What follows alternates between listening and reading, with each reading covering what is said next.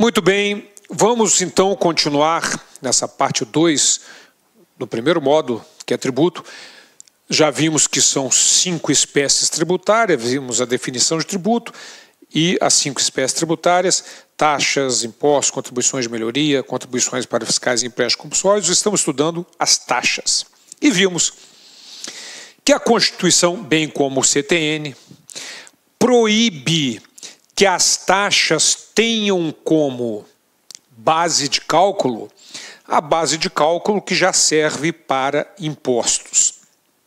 Vimos no final da parte 1 esse detalhe. Então, chamei a atenção que uma taxa não pode ter como fato gerador o valor do serviço prestado, porque já é fato gerador, já é base de cálculo do ISS. Uma taxa não pode ter como base de cálculo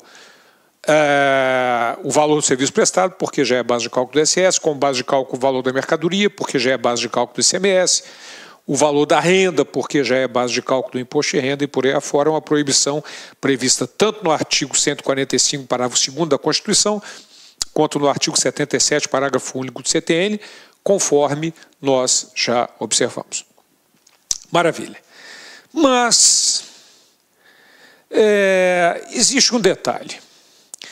Será que a taxa pode ter como base de cálculo um dos elementos que compõem a base de cálculo do imposto? Boa, aí não entendi nada. Aí me explica isso, vamos explicar. Você vai entender, olha só. Qual é a base de cálculo do IPTU municipal? A base de cálculo do IPTU, nós vamos estudá-lo, se você pegar o Código Tributário Nacional, é o valor venal do imóvel. Valor venal é o valor que vale o imóvel. Maravilha. Mas como é que você calcula o valor venal de um imóvel? Você pode pegar a metragem do imóvel e multiplicar pelo valor do metro quadrado daquela região. Porque numa região mais valorizada, um imóvel de 600 metros quadrados vai ter um valor bem maior do que esse mesmo imóvel de 600 metros quadrados numa área menos valorizada. Então, para que você chegue ao valor venal do imóvel, você tem 2 elementos que compõem o valor venal do imóvel. É a metragem do imóvel e o valor do metro quadrado daquela região. São, repito, elementos que compõem a base de cálculo, que é o valor venal do IPTU. Será, e aí eu volto com a pergunta, que uma taxa pode ter como base de cálculo ou a metragem ou o valor do metro quadrado na região, que são elementos que compõem a base de cálculo do valor venal, que é o do IPTU, que é a base de cálculo do IPTU? Será que pode? E aí nós vamos ver uma jurisprudência fundamental. Vamos ver o que o Supremo Tribunal Federal considera nestes casos. Ok? Muito bem. Então, vamos lá conhecer esse detalhe.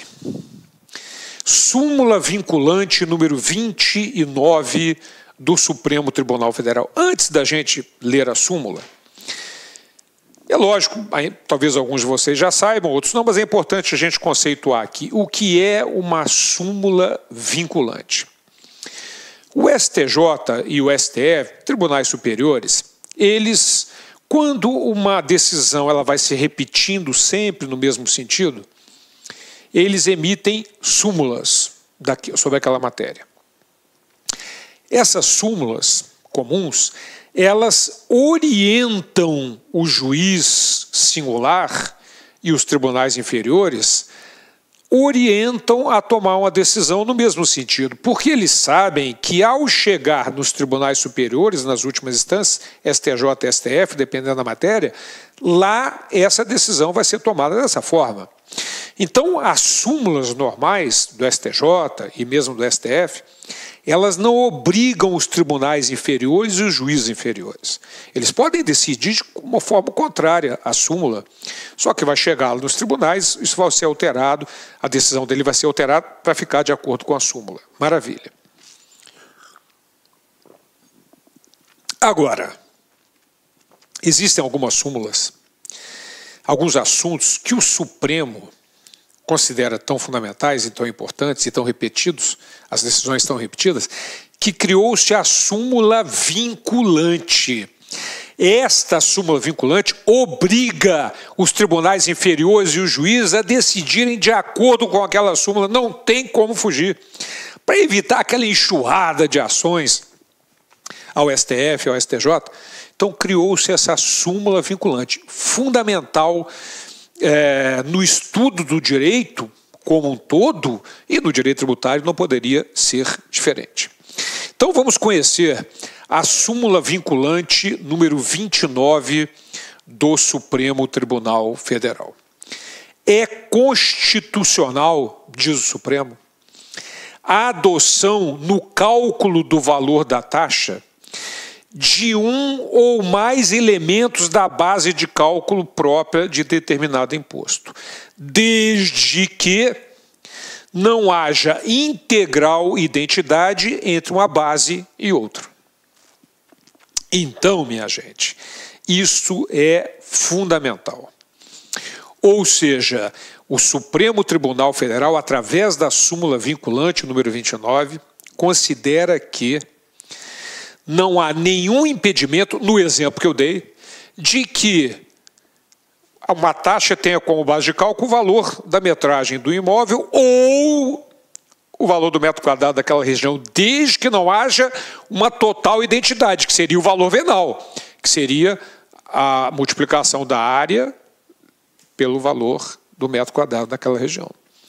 Então, decisão fundamental. As taxas podem ter como fato gerador apenas um dos elementos que compõem a base de cálculo dos impostos, desde que não haja uma total identidade. Então, a taxa não pode ter como base de cálculo o valor venal, porque isso já é base de cálculo do IPTU. Mas pode ter a metragem, que é um dos elementos que compõem o valor venal, que é a base de cálculo do IPTU. Ok? Maravilha! Mas nós não terminamos com taxa. Vamos ver mais alguns detalhes. Artigo 78 do Código Tributário Nacional. O artigo 78 traz antes da gente ler, ele traz uma definição jurídica daquilo que eu falei com vocês, que é o poder de polícia, que é o poder que tem a administração de fazer com que sejam respeitados direitos e garantias individuais, as normas relativas à higiene, segurança, comercialização, etc. Então vamos ver, mas é fundamental que vocês conheçam a linguagem jurídica do CTN a respeito disso. Vamos lá.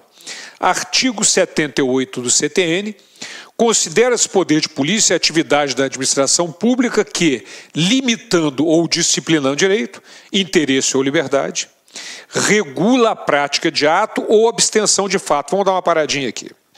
Olha só, regula a prática de ato ou a abstenção de fato. O que é isso? A prática de ato é o que é obrigado a ser feito, é obrigatório ser feito. E a abstenção de fato é o que não pode ser feito. A taxa regula essas duas coisas. Ok? Então ele regula, por exemplo, a taxa de posturas municipais, regula que não pode ser colocado aqueles balcões de roupa, tal, liquidação no meio da calçada. Certo? Então, por outro lado, uma taxa de poder de polícia, né, com relação às instalações sanitárias, obriga a manter as instalações sanitárias em boas condições, etc. Então, é uma taxa que obriga que algo seja feito ou proíbe que algo seja feito. Em razão de interesse público concernente à segurança, taxa de inspeção sanitária, que eu falei com vocês, a segurança, taxa de segurança, a higiene, que eu falei, a taxa de inspeção sanitária cobrada dos restaurantes, etc. A ordem aos costumes, a disciplina da produção e do mercado, e continua ainda ao exercício de atividades econômicas dependentes de autorização, concessão ou autorização do poder público, à tranquilidade pública, ao respeito à propriedade, aos direitos individuais ou coletivos. Então, em resumo, é o poder que tem a administração de fazer com que sejam respeitados direitos e garantias individuais, normas relativas à higiene, segurança, comercialização, industrialização e por aí afora. Taxas que nós já vimos que podem ser proibitivas, no sentido de que não se faça algo, ou ordenatórias, no sentido que seja feita alguma coisa. Legal? Então, este é o poder de polícia previsto no Código Tributário Nacional. Mas tem mais um detalhezinho para nós conversarmos aqui ainda. Parágrafo único do artigo 178. Porque, antes de olharmos o parágrafo, eu venho falando que o fato gerador da taxa, um deles, é o exercício regular do poder de polícia. O que é regular? Eu venho falando essa palavrinha desde o início. Exercício regular do poder de polícia. Regular é aquele dentro dos moldes da lei, porque pode dar uma impressão de que o regular seja com relação à constância, tal. Não. Exercício regular do poder de polícia é aquele dentro dos limites da lei, sem abuso de autoridade, sem desvio de poder. Esse é o exercício regular do poder de polícia. Então, está definido que, no parágrafo único do artigo 78 do CTN, considera-se regular o exercício do poder de polícia quando desempenhado pelo órgão competente nos limites da lei aplicável, com observância do processo legal e tratando-se de atividade que a lei tenha como discricionária, sem abuso ou desvio de poder. Ok? Então, este é o que significa a palavra regular. Exercício regular do poder de polícia. Mas ainda a respeito de taxa, nós precisamos conhecer mais um dispositivo. Vamos lá. Artigo 79 do CTN. Os serviços públicos a que se refere o artigo 77, nós já vimos isso, vamos ver só a linguagem jurídica agora, considera-se utilizados pelo contribuinte efetivamente quando por ele usufruídos a qualquer título. É quando o cara produz lixo, coloca na frente da sua casa e o serviço de coleta de lixo pega e leva o lixo embora. Utilização efetiva. Mas considera-se utilização potencial, ou seja, utilizado potencialmente, quando, sendo de utilização compulsória, sejam postos à sua disposição mediante atividade administrativa em efetivo funcionamento. Então, voltando ao exemplo, o caminhão de coleta de lixo passou em frente à casa do indivíduo e prestou o serviço lá. Não tinha lixo para coletar, azar dele. Embora ele não esteja efetivamente utilizando, ele está potencialmente utilizando porque o serviço foi colocado à sua disposição. Então, utilização efetiva ou potencial. Mas eu enchi vocês, na primeira parte desse módulo, que o serviço, para que seja fato gerador de taxa, ele tem que ser específico e divisível. E divisível. Tem que ser específico e divisível. Então agora, finalmente, chegou o momento de nós sabermos o que é um serviço específico e o que é um serviço divisível. Então vamos lá. O artigo 79 determina que considera-se específico quando possam ser destacados em unidades autônomas de intervenção, de utilidade ou de necessidade pública. Ou seja, você paga uma taxa de coleta de lixo pelo coleta de lixo. Você paga uma taxa de incêndio pelo serviço de proteção e ataque a incêndio. Então, o serviço é específico. Você sabe exatamente por qual atividade estatal você está pagando. Vamos ver o outro lado da moeda? No caso dos impostos, isso não acontece. Por qual atividade estatal você paga ISS ao município? Você reconhece impossível? Por qual atividade estatal você paga ICMS ao Estado? Por qual atividade estatal você paga imposto de renda à União? Não há uma atividade estatal específica no caso dos impostos. Aliás, nós vamos estudar isso, é a grande característica dos impostos. Não há uma atividade estatal específica pela qual você esteja pagando no caso dos impostos. Mas no caso da taxa, sim, você paga uma taxa de coleta de lixo, visualizando que você está pagando pelo serviço de coleta de lixo. Uma taxa de incêndio pelo serviço de ataque, prevenção e incêndio. Muito cuidado! Não quer dizer que o dinheiro tenha que ser aplicado ali. Essa é outra questão. Muito cuidado com isso. Ou seja, eu pago uma taxa de coleta de lixo pelo serviço de coleta de lixo. Eu visualizo por qual atividade eu estou pagando. Mas não quer dizer que o poder público tenha que aplicar ali. Cuidado. Uma coisa é serviço específico, eu sei por qual serviço eu estou pagando, mas a receita não obrigatoriamente será aplicada ali.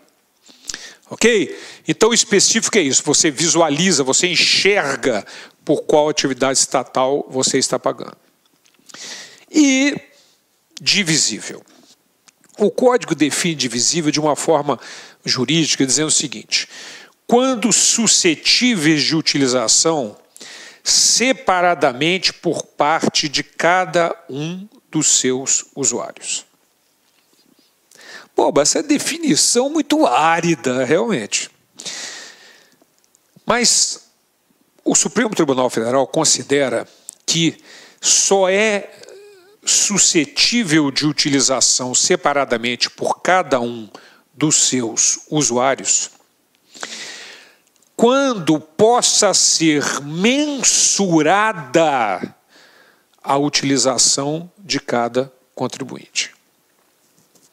Veja como é importante isso. Então, o serviço só é divisível quando suscetível de utilização separadamente por cada um dos contribuintes, e de acordo com o Supremo, só tem essa característica quando você pode mensurar a utilização de cada contribuinte. E vou incomodar vocês de novo.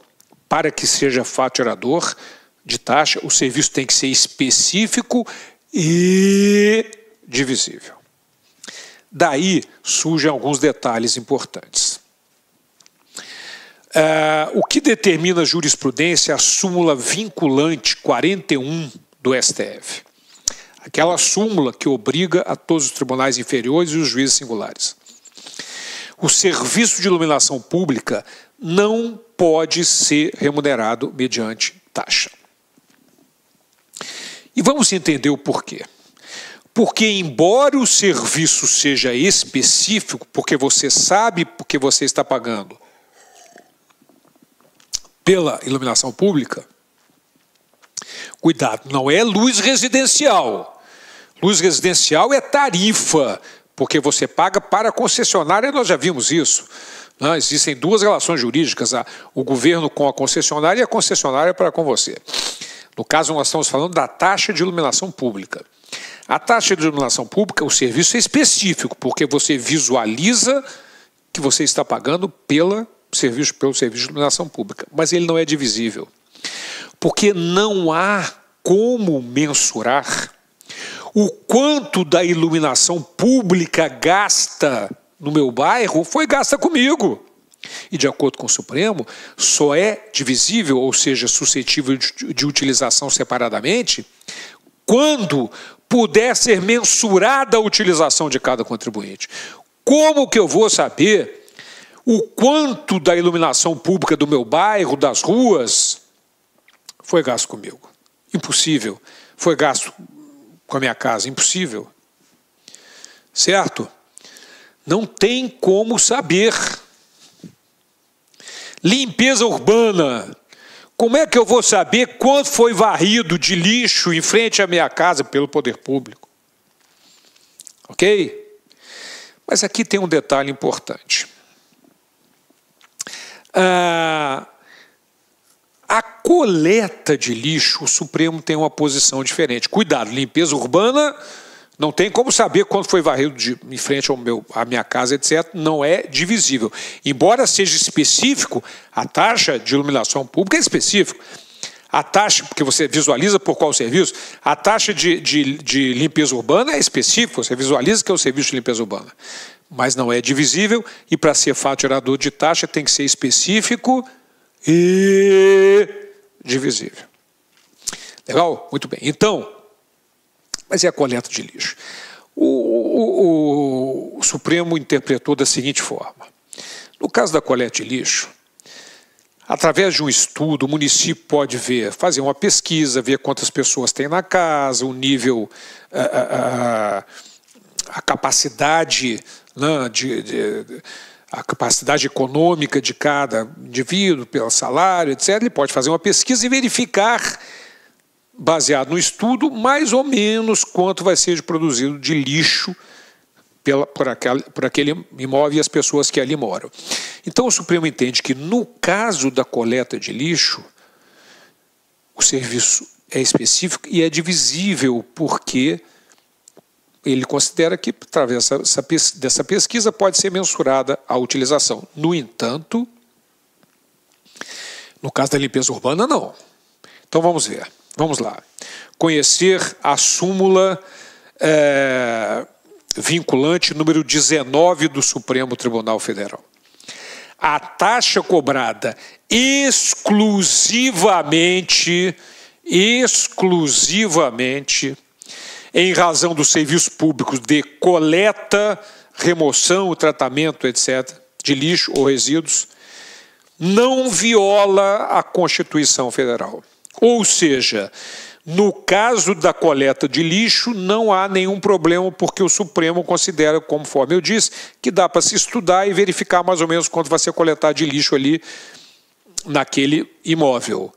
Mas cuidado, que os municípios têm, em geral, uma taxa cobrada, chamada Taxa de Coleta de Lixo e Limpeza Urbana, TCLU.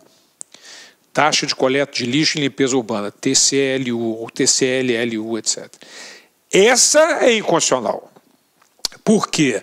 Só não é inconstitucional porque é divisível aquela cobrada exclusivamente em função da coleta de lixo. Ok? Maravilha! Então é assim que funciona a questão do serviço público específico e divisível. Específico e divisível. Legal? Para nós fecharmos essa questão da taxa, existem alguns conceitos ainda jurisprudenciais importantes. Vamos lá. As custas judiciais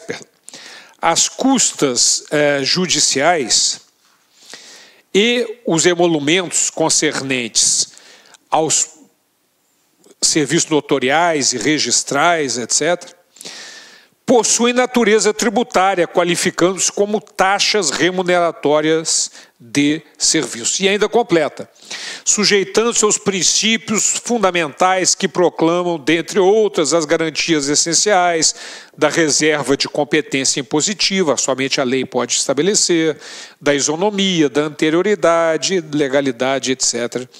Essa é uma posição do Supremo Tribunal Federal, não é uma súmula vinculante, mas é uma ação direta de constitucionalidade, portanto, muito importante, muito cobrado em prova. Portanto, as custas judiciais e os emolumentos concernentes aos serviços notoriais, de cartório, registro, são considerados espécies tributárias, são taxas. Ok? Muito bem. Súmula vinculante número 12. A cobrança de taxa de matrícula nas universidades públicas viola o disposto no artigo 206, inciso 4 da Constituição Federal. Então, o Supremo Tribunal Federal considera inconstitucional a cobrança dessa taxa de matrícula em universidades públicas. E por quê?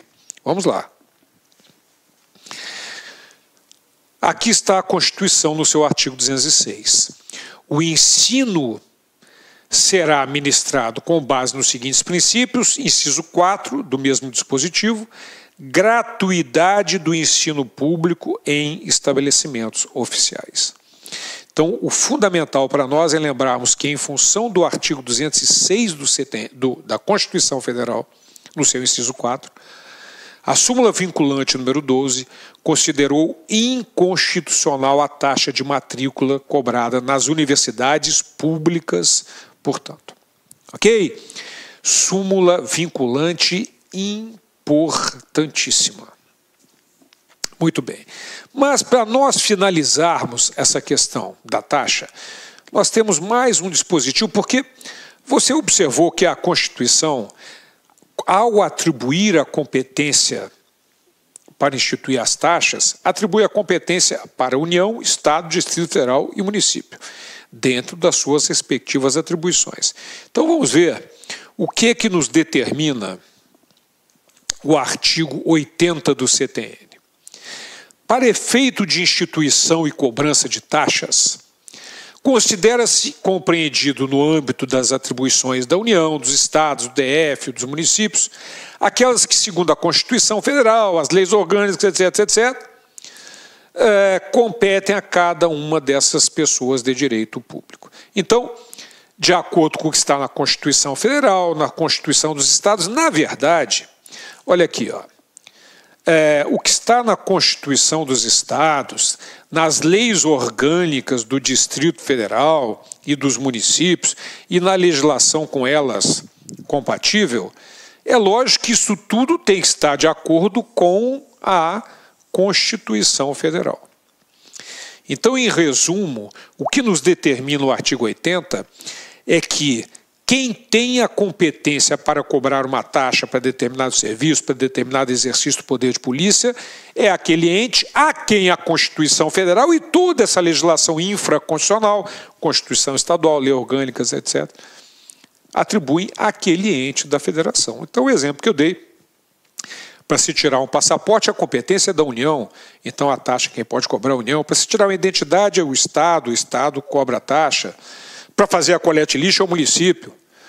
Ah, bom, mas eu tenho que saber as atribuições de União, Estado, Distrito Federal e município para a taxa? É óbvio que não.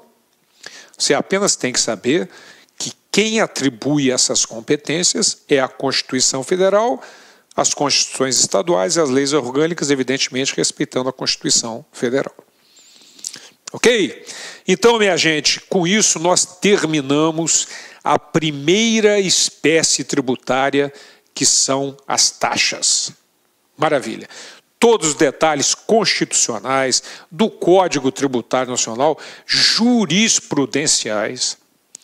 Não há como fugir disso que nós vimos aqui. Certo? O examinador, por mais tarado que seja, não consegue fugir disso que nós vimos aqui. Tudo o que você precisa a respeito de taxa. Mas a segunda espécie tributária são as contribuições de melhoria. Então vamos lá. Vamos conhecer a nossa contribuição de melhoria. Deixa eu dar uma apagadinha aqui. Contribuição de melhoria. Ora, o que vem a ser uma contribuição de melhoria? Ela está prevista no artigo 145, inciso 3 da Constituição, e nos artigos 81 e 82 do Código Tributário Nacional.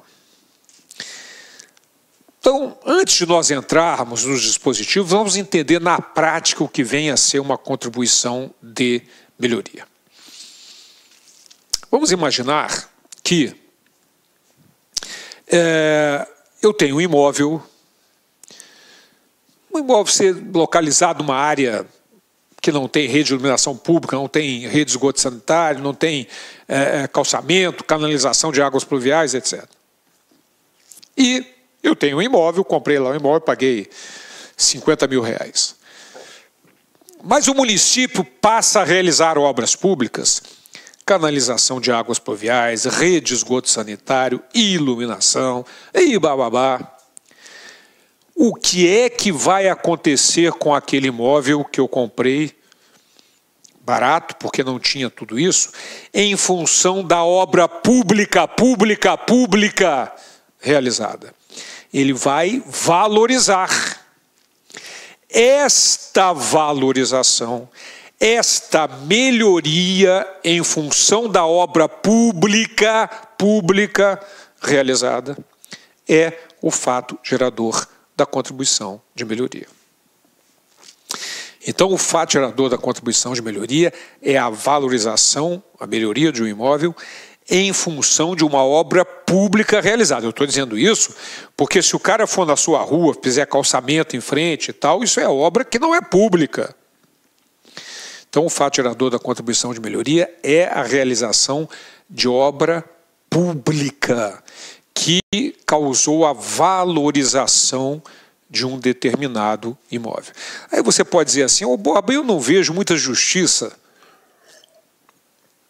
na cobrança dessa contribuição de melhoria, porque eu já pago os meus tributos para que as obras públicas sejam realizadas e depois que elas são realizadas e o meu imóvel valoriza, eu ainda tenho que pagar ao poder público. Só para que vocês assim, entendam como surgiu, essa contribuição de melhoria surgiu na Inglaterra com o nome de Betterment Tax, taxa de melhoria, né, pela tradução, é Betterment Tax. Surgiu na Inglaterra pelo seguinte, o governo londrino começou a fazer obras nas margens do Tâmisa e ao redor da cidade, e os imóveis começaram a valorizar em função disso. E isso começou a criar um prejuízo no crescimento da cidade, porque as pessoas compravam o terreno, ficavam esperando uma valorização pelas obras públicas realizadas, depois vendia, o outro ficava esperando, criou-se uma especulação imobiliária em função disso. Aí o governo londrino teve o seguinte raciocínio: se o meu imóvel, que valia 50 mil, em função de uma obra pública realizada, passou a 100 mil, eu fiquei mais rico 50 mil reais. Meu patrimônio aumentou em 50 mil reais. Maravilha. Mas de quem foi o dinheiro que realizou essa obra, que me propiciou ficar 50 mil reais mais rico? Não foi só meu, foi da população como um todo. Então, nada mais justo que eu pegue um pouco daquele quantum eu fiquei mais rico e distribua para quem investiu naquilo, que foi a população toda que pagou os seus tributos. Mas eu não vou chegar da janela do meu apartamento e jogar dinheiro para a população. Então, ou da minha casa, seja lá o que for. Então, o poder público cobra, porque o poder público representa a população, cobra de mim, que fiquei mais rico em função de uma obra pública realizada com o dinheiro de todos, da população. Então, cobra essa contribuição de melhoria. Uma questão de prova importante que caiu na Receita Federal, dizendo qual o tributo que tinha como característica evitar o enriquecimento injusto. Não é enriquecimento ilegal, enriquecimento injusto. A resposta era a contribuição de melhoria, porque evitava que um só ou poucos que têm imóveis naquele local, onde a obra pública foi realizada, ficassem mais ricos às custas do dinheiro da população toda. Então, nada mais justo que se pegue um pouco desse quantum eles ficaram mais ricos e se cobre entregando para o poder público, que em última instância representa a população. Então, contribuição de melhoria, vamos ver os detalhes agora. Artigo 145 da Constituição. A União, os estados, o DF e os municípios poderão instituir os seguintes tributos: contribuição de melhoria decorrentes de obras públicas. Então, nós temos aqui um detalhe já muito importante. A competência é de União, Estados, Distrito Federal e municípios. Os 4 podem instituir a contribuição de melhoria. E, evidentemente, aquele que prestar, aquele que realizar a obra da qual vai haver uma valorização, resultante da qual vai haver essa valorização. Legal? Mas tem mais detalhes. O artigo 81 do CTN determina que a contribuição de melhoria cobrada pela União, pelos estados, pelo DF, pelos municípios, no âmbito de suas respectivas atribuições, é lógico, é instituída para fazer face ao custo de obras públicas de que decorra valorização imobiliária. Esta é a palavra-chave. Esta é a nossa palavra-chave.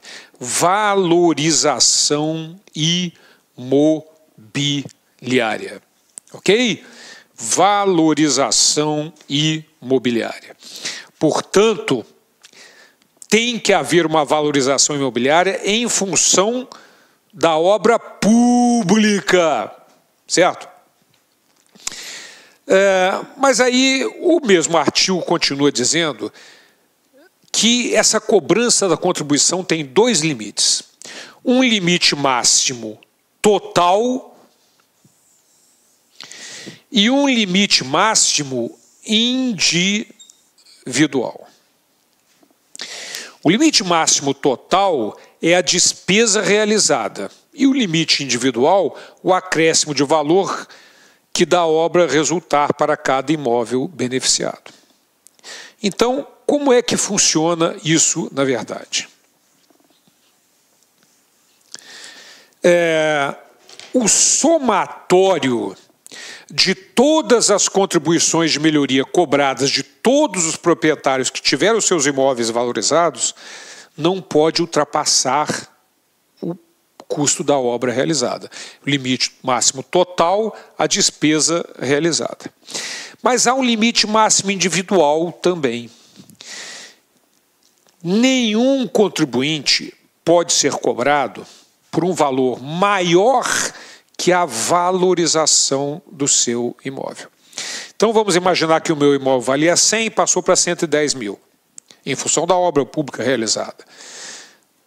Pode-se cobrar, no máximo, individualmente de mim, 10 mil reais, que é a valorização do meu imóvel.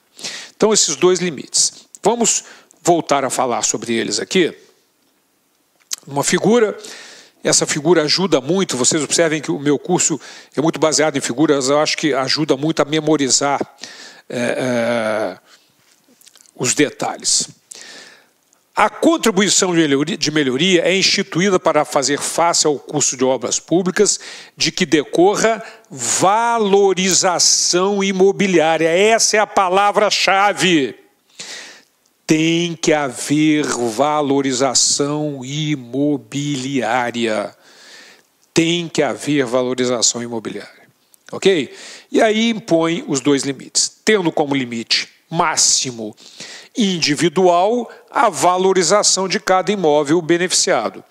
Ou seja, nenhum contribuinte pode vir a ser cobrado em valor maior do que a valorização do seu imóvel. E o limite máximo total, que é a despesa total para realização da obra. Então, os 2 funcionam como limite. O que for atingido primeiro funciona como limite. O limite máximo total, somatório de todas as contribuições de melhoria de todos os proprietários beneficiados, não pode ultrapassar o valor da obra, e o limite máximo individual, ninguém pode ser cobrado a mais do que o valor a valorização do seu imóvel. Ok? Então, esta é a nossa contribuição de melhoria e há um detalhe aqui importante. O artigo 82 do CTN traz vários detalhes a respeito de contribuição de melhoria. Vamos dar uma olhadinha nele todo, mas eu vou chamar a atenção para aqueles mais importantes, para que vocês atentem mais. Mas vamos lá, artigo 82.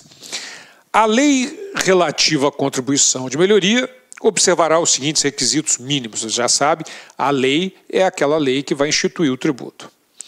Publicação prévia dos seguintes elementos: memorial descritivo do projeto, orçamento do custo da obra, determinação da parcela do custo da obra a ser financiada pela contribuição, e por aí vai.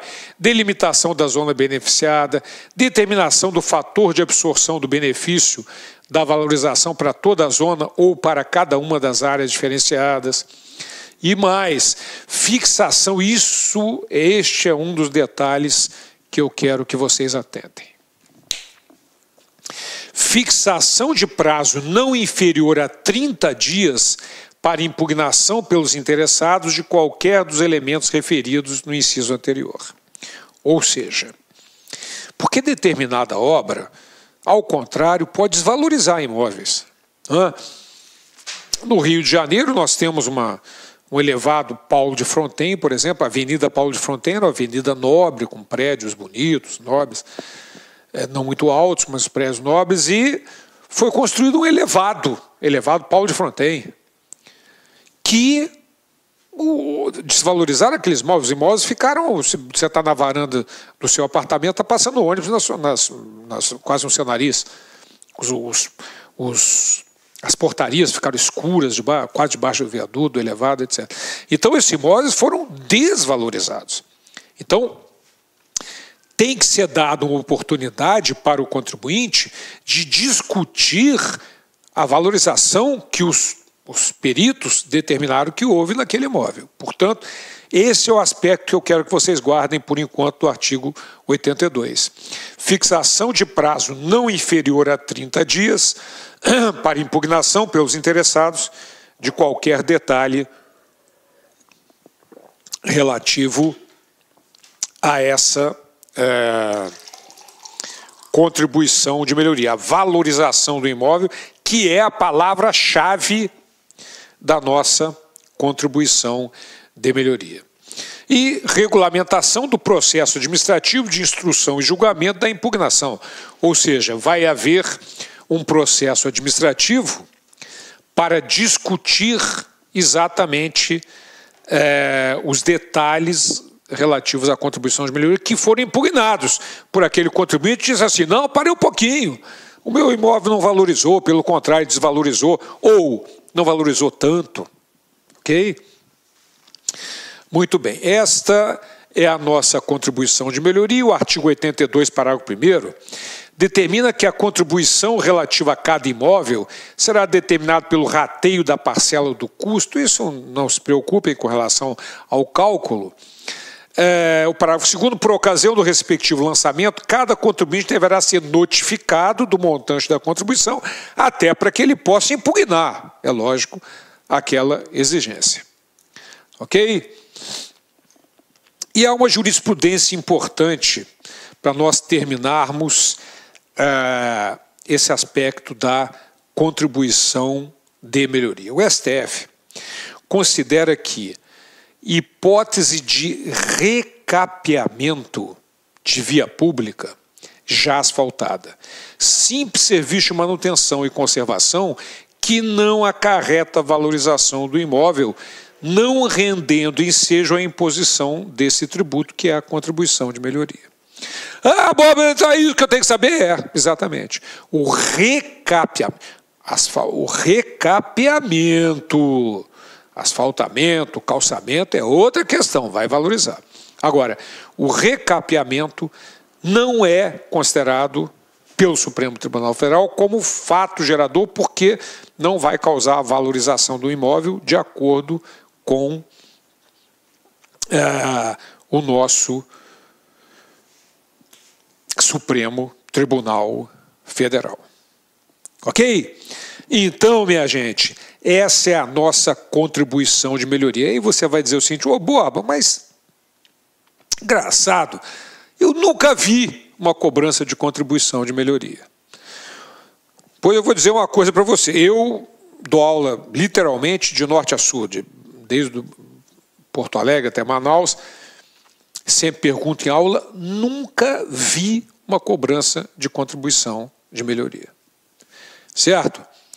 E por que a gente não vê essa cobrança de contribuição de melhoria? O motivo é tragicômico. Como eu disse para vocês, ele foi cobrar, essa ideia da contribuição de melhoria surgiu na Inglaterra com o nome de Betterment Tax, e os Estados Unidos copiou a legislação do Betterment Tax da Inglaterra. Criou os chamados Special Assessment, impostos especiais. O primeiro era o Cost Assessment, é uma vaquinha. Ah, vamos realizar uma obra, o governo não tem dinheiro suficiente, então vamos juntar aqui entre a população e vamos fazer a obra. E o segundo era o Benefit Assessment, a originária Betterment Tax da Inglaterra, contribuição de melhoria. Então os impostos especiais, né, Special Assessment, era o Cost Assessment e o Benefit Assessment, essa originária Betterment Tax da Inglaterra. O brasileiro foi copiar a legislação americana e, por incrível que pareça, copiou a legislação errada. Copiou a legislação do Cost Assessment. Então, a legislação hoje da contribuição de melhoria no Brasil, ela tem a ideia do Benefit Assessment americano, que era o Betterment Tax da Inglaterra, contribuição de melhoria, mas a legislação do Cost Assessment. E, portanto, totalmente distorcida e de dificílima cobrança. Nós vimos aqui no artigo 82 que tem que ter uma série de circunstâncias que tornam praticamente impossível.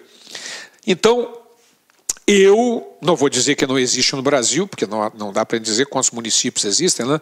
Mas não dá para dizer que não há cobrança de contribuição, mas eu posso afirmar para vocês que eu nunca vi, nos lugares que eu já dei aula pelo Brasil afora, uma contribuição de melhoria sendo cobrada pelo poder público.